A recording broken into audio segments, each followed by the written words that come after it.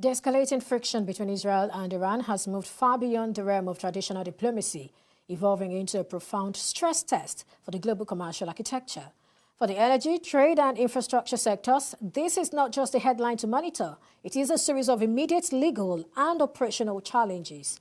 To unpack this, I had a chat with Dr. Tolulope Aderemi, partner, Perchstone Graeys LP, who's been examining how force majeure clauses, war risk insurance, political risk exposure, and energy supply contracts are changing as tensions escalate. Please take a listen. We are tracking the legal implication of the ongoing war, or some would say it's a conflict. Either way, my guest joins us for more on this, Dr. Aderemi, Tolulope Aderemi, partner, Perchstone Graeys LP. Thank you so much for joining me today. Thank you, Perpetual, for having me. And good morning or good afternoon, Nigerians. All right. I would have started by asking you what your reading of this conflict is, but I think we need to just dive right into, the legal implication, really. So let's begin with that. So thank you. I think the legal implications were better understood if we understand. Okay, so let's start from there then. So if we start from what's really causing the war. Okay. So once we understand what's causing the war, then we'll know why there are issues and what are legal implications. So let's begin there then. So thank you, Perpetua. Now, what is causing the war, which is in relation to what we're discussing, is about understanding the geographical structure of the entire area, whether it is around the Gulf of Oman or the Persian Gulf. Now, what is the Gulf of Oman and all of this drama? Most of our crude oil comes from the Persian Gulf. Kuwait, Iran, it also borders UAE, Iraq. Now, when they come out from there, they go through the Gulf of Oman. Now, going through the Gulf of Oman, you have to pass through the Strait of Hormuz. Now, the Strait of Hormuz is narrow but very deep. So the volume of crude oil, LPG, and weight, and I'll talk about that later, that is transported through there is possibly the only place where you can transport it through because of the size and the depth of the Strait of Hormuz. And most of it, they go to India, Singapore, China, Japan. Now, these are the people that use most of this. And what I'm talking about is about 20% of global crude oil that goes into there. So why is it a problem? The Strait of Hormuz borders Iran and Oman. So your ship or vessel can't pass through it without ensuring that there's peace in Iran or there's peace in Oman. And that's why I worry why any sane human being will allow Iran, Oman, or any of the countries within the Middle East to go into a crisis. Because any issue around that place, the strait will be shut down. Now, as of this morning, Iran has said they've not shut down the Strait of Hormuz, but any vessel that passes through it is going to be shut down by Iran. I just thought that background was important. Now, why is it an issue? The vessels we're talking about, so today, the vessels have all reduced, waiting on the Persian Gulf, and the ones coming from Gulf of Oman also waiting there. So they really can pass through the Strait of Hormuz.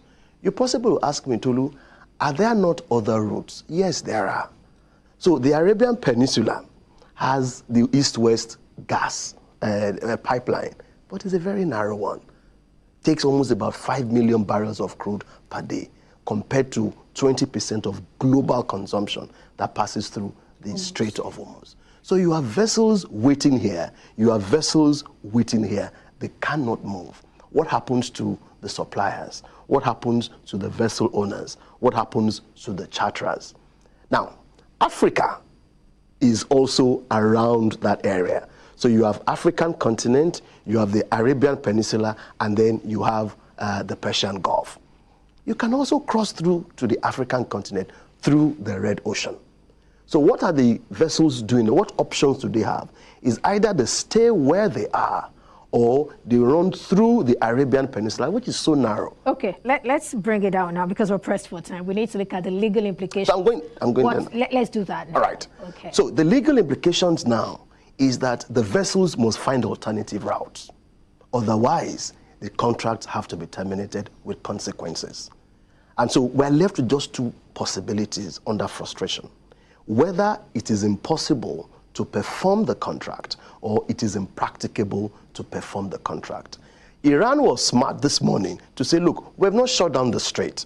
And so you can't argue that it is impossible to perform the contract. You can still sail through, but they will shut you down.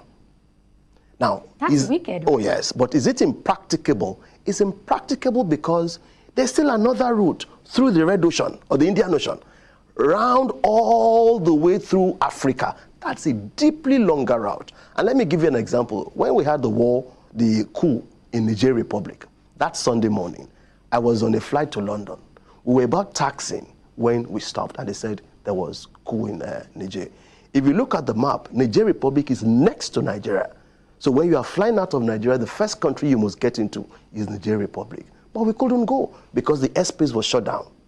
And so after about 3 hours, because you had to debate, what is the consequences of it? You had about 132 passengers who you either have to deboard or you fill up the aviation fuel in your plane for a longer journey. They had no choice but to fly us, incur more cost, because we are not, London is 6 hours. We drove free for 13 hours. So the vessels on the Persian Gulf now will now have to travel through the Red Ocean across Africa to go to where they want to get to. That's a deeply longer journey. And so what that means is very quickly, UK, the insurance company, they've terminated all the war risk insurance because Iran says, I've not shut down the strait, but any vessel that goes there will be shut down. That's high risk, but it's a risk that is foreseeable. And so no insurance company in its right senses would allow that to. So they've withdrawn. So come and renegotiate it. Exactly. Okay. So what you have to do now is you have to go and renegotiate. So what's your expert advice? We'll close on that. Your expert advice for the people who are involved in all of this. So two things. One, they should either reconsider renegotiating the insurance terms of their contract or look at the economic consequences of having to travel a further. And sometimes it's not too bad. It's just that it might cost more. And that cost, you won't really bear it. You'll transfer it to the consumer. That's what's going to happen in China. That's what's going to happen in Japan because the vessels, and it's just not crude oil, even wheat, LPG, things coming from the Persian Gulf, going to Japan, going to China, they have to now increase the cost because somebody must bear the cost of that longer journey. That's basically where we are. All right. I think that's a good place to end.